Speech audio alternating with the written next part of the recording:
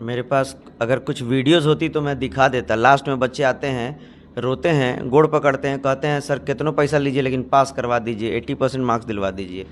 कारण क्या है कि वही नरेशन, वही टेंस सबको ही पढ़ाता है, लेकिन यहाँ पे दिक्कत क्या है कि हमें सबसे ज़रूरी है कंटेंट जो होना चाहिए वो बिल्कुल नया। आने का मन है बोल दीजिए कि नहीं हमको आज छुट्टी देना है, नहीं पढ़ाने का मन है, लेकिन बेमन से पढ़ाया गया क्लास कोई मायने नहीं रखता। इसीलिए जो पढ़ना है दिल से, हम कोई एक्स्ट्रा। अगर ज़िंदगी में पांचों उंगली है तो सबका अलग अलग महत्व होता है, पांचों उंगली को एक जैसा नहीं ट्रीट करना चाहिए। तो अगर आप जब पांचों उंगली को अलग अलग, कि बच्चों को समझ में मेरी ही पढ़ाई आती है, दूसरे की पढ़ाई समझ में नहीं आती है, आपको नहीं विश्वास है तो आप सर्वे कर लीजिएगा और आपको खुद ही पता चल जाएगा कि सच का साथ दूँ। हो सकता है कि बहुत टीचर को मेरी जो बातें होती हैं वो अच्छी नहीं लगती हैं, मैं फेसबुक पे बहुत भी। नमस्कार, मेरा नाम आनंद कुमार गुप्ता हुआ और आप देख रहे हैं डेली बिहार न्यूज़ नेटवर्क।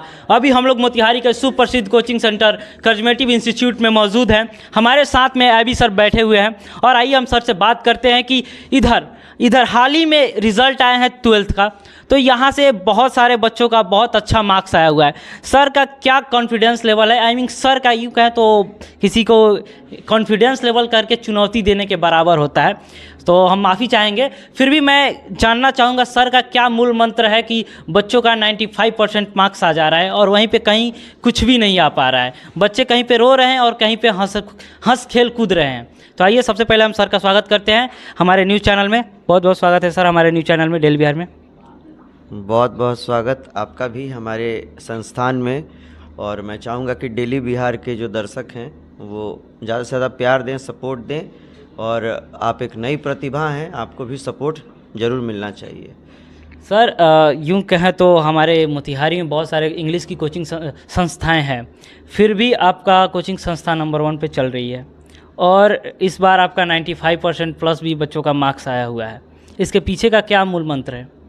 कुछ नहीं, सारे सिलेबस को कंप्लीट करना, अच्छे से पढ़ाना, और सबसे बड़ी बात है कि कंटेंट जो होता है वो बहुत अच्छा होना चाहिए पढ़ाई का, क्योंकि सब्जेक्ट सेम ही होता है, वही वॉइस, वही नरेशन, वही टेंस सबको ही पढ़ाता है। लेकिन यहाँ पे दिक्कत क्या है कि हमें सबसे ज़रूरी है कंटेंट जो होना चाहिए वो बिल्कुल नया होना चाहिए। बिल्कुल टीचर को भी मेहनत करना चाहिए। यहाँ के टीचर लोग मेहनत करना नहीं चाहते हैं और किताबी बातों को पढ़ाते हैं, जिससे कि रिज़ल्ट अच्छा नहीं हो पाता है। आपको रिज़ल्ट, बच्चा अगर आपको कहता है कि नहीं मेरे में परिवर्तन हुआ है तब समझ में आता है। बच्चा अगर कहे कि मेरे में परिवर्तन नहीं हुआ है तो फिर ये टीचर की गलती हो सकती है। इसीलिए जो भी पढ़ाएं दिल से पढ़ाएं। आपको नहीं पढ़ाने का मन है बोल दीजिए कि नहीं हमको आज छुट्टी देना है, नहीं पढ़ाने का मन है, लेकिन बेमन से पढ़ाया गया क्लास कोई मायने नहीं रखता। इसीलिए जो पढ़ना है दिल से, हम कोई एक्स्ट्रा कुछ भी नहीं पढ़ाते हैं, जो है वही पढ़ाते हैं, लेकिन उसका अंदाज ऐसा होता है कि बच्चों को समझ में आता है और अच्छा मार्क्स उठा पाते हैं। अच्छा सर, जैसे आपका पढ़ाने का जो स्टाइल है, यूँ कहें तो हर किसी का अलग अलग तरीका होता है, तो बच्चों को आपका जो पढ़ाने का स्टाइल हो गया या तरीका हो गया वो समझ में आती है? अगर समझ में नहीं आती तो मार्क्स नहीं उठता। और दूसरी बात क्या है कि बच्चों को समझ में मेरी ही पढ़ाई आती है, दूसरे की पढ़ाई समझ में नहीं आती है। आपको नहीं विश्वास है तो आप सर्वे कर लीजिएगा और आपको खुद ही पता चल जाएगा। मैं बहुत ही भड़काऊ भाषण देता हूं और मेरे पीछे भी बहुत सारे विवाद रहे हैं मीडिया में, लेकिन मैं हमेशा इस चीज़ पे अमल करता हूं कि सच का साथ दूं। हो सकता है कि बहुत टीचर को मेरी जो बातें होती हैं वो अच्छी नहीं लगती हैं, मैं फेसबुक पे बहुत भी बड़ा बड़ा कटाक्ष कर देता हूं, बहुत लोग पीछे पड़े रहते हैं, लेकिन मुझे बच्चों के क्वालिटी से मतलब है, क्वांटिटी से मतलब नहीं है। क्वालिटी डिलीवर करना ही मेरा मूल मंत्र है और इसीलिए मैं यहाँ हूँ। सर यूँ कहें तो इंग्लिश का महत्व क्या है, ये बच्चों को समझाना सबसे बड़ी बात होती है। तो इंग्लिश का महत्व क्या है? इससे इंग्लिश एक कहें तो लैंग्वेज है, ग्लोबल लैंग्वेज है, फिर भी लोग इंग्लिश को यूँ नज़रअंदाज कर देता है, क्यों? तो जो लोग इंग्लिश को नज़रअंदाज करते हैं बाद में खुद ही नज़रअंदाज होने लगते हैं। आपको नौकरी नहीं मिलेगी, आप अच्छा घूम नहीं सकते हैं, आप एक क्वालिटी मेंटेन नहीं कर सकते हैं। आज के डेट में मैं ये नहीं कहता कि हिंदी मत पढ़ो, हिंदी पढ़ो, मातृभाषाएं ज़रूर जानना चाहिए, लेकिन आज के डेट में without English we are just becoming a slave. आज के डेट में हमें कुछ भी नहीं समझ में आएगा अगर अंग्रेजी नहीं पढ़ेंगे। You can not find any good books, those are in Hindi. The first thing is that why would we follow physics, chemistry, and why would we follow all the topics those are written in different countries. Do we have any law of Ramesh and Mahesh? We always study the law of Newton, Pascals and everybody else. So here हमें ये पढ़ना है कि अगर हिंदी में अगर ऐसा कुछ होता तो हम रमेशवा का लॉ, दिनेशवा का लॉ, हम महेशवा का गुरुत्वाकर्षण का नियम पढ़ रहे होते, लेकिन ऐसा कुछ भी नहीं है। इसलिए इंग्लिश नहीं पढ़ेंगे, बर्बाद हो जाएंगे। 40 साल की उम्र में आप क्या फिजिक्स, केमिस्ट्री, मैथमेटिक्स में बात करोगे?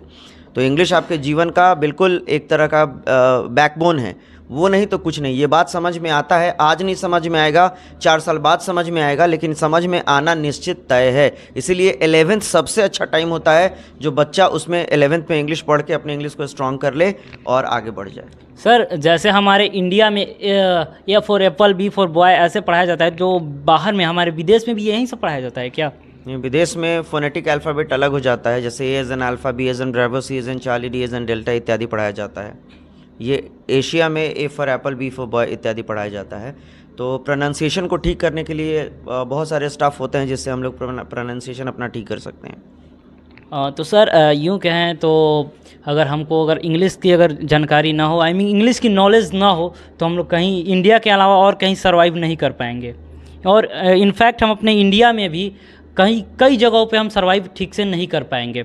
तो ये अगर कोई स्टूडेंट 11th 12th में है तो अपने ध्यान दे इंग्लिश सब्जेक्ट पे, और जो सोचते हैं 11th के स्टूडेंट जो सोचते हैं कि इंग्लिश हम नहीं पढ़ेंगे तो भी मेरा काम चल जाएगा, तो आइए सर से जानेंगे कि इंग्लिश ना पढ़ने पे उनका क्या हाल होगा।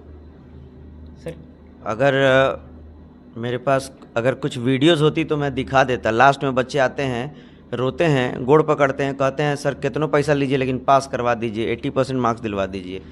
कारण क्या है कि यहाँ के सबसे बड़ी कमी क्या है कि यहाँ के जो फिज़िक्स, केमिस्ट्री, मैथमेटिक्स और बायो जैसे जो मेन सब्जेक्ट्स हैं, इनके टीचर हैं, ये बच्चों को भरमाने लगते हैं कि इंग्लिश पढ़ेगा, इंग्लिश पढ़ेगा, इंग्लिश पढ़ के क्या करेगा। तो होता क्या है जनरली कि लोग नज़रअंदाज करना शुरू कर देता है और लास्ट में समझ में आता है। तो इसीलिए अगर ज़िंदगी में 5 उंगली है तो सबका अलग अलग महत्व होता है। 5 उंगली को एक जैसा नहीं ट्रीट करना चाहिए। तो अगर आप जब 5 उंगली को अलग अलग ट्रीट करेंगे, आपको सबका इंपॉर्टेंस समझ में आ जाएगा। अंग्रेजी, फिजिक्स, केमिस्ट्री, मैथमेटिक्स, बायो से कहीं ऊपर है, जिसका कोई मोल नहीं है। तराजू के एक तरफ रख दीजिए इंग्लिश तो पूरा सृष्टि अलग हो जाएगा। बिना इंग्लिश के आप ना नौकरी पा सकते हैं, ना जीवन में आगे बढ़ सकते हैं। तो सर, जो 11th के स्टूडेंट जो इधर उधर भटक रहे हैं उनके लिए क्या ऑफ़र है? कुछ नहीं, आप पहले आइए, पढ़िए। ऑफ़र बात की बात है, पहले पढ़ के देखिए। अगर आप में परिवर्तन होता है तो ठीक है, ऑफ़र ही ऑफ़र है। नहीं परिवर्तन होता है तो फिर आप कहीं और भी जा सकते हैं। सर, अक्सर आप ऑफ़र दिया करते हैं, तो फिर भी कुछ तो कुछ ऑफ़र होगा जो हमारे वीडियो के माध्यम से आ रहे हैं आपके पास, उनके लिए। जो वीडियो के माध्यम से आ रहे हैं, आकर डेली बिहार का नाम रखेंगे, उनको ऑफ़र क्या, दिल निकाल के रख देंगे उनके लिए। तो सर की बात आप लोगों ने सुनी, और हम यही कहेंगे कि आप लोग ज़्यादा से ज़्यादा यहाँ पे आएँ, विज़िट करें और क्लास करके देखें। अगर आपको पसंद आता है तो जल्द से जल्द एडमिशन लें और अपनी लाइफ को बर्बाद ऐसे ही ना करें। तो जय हिंद।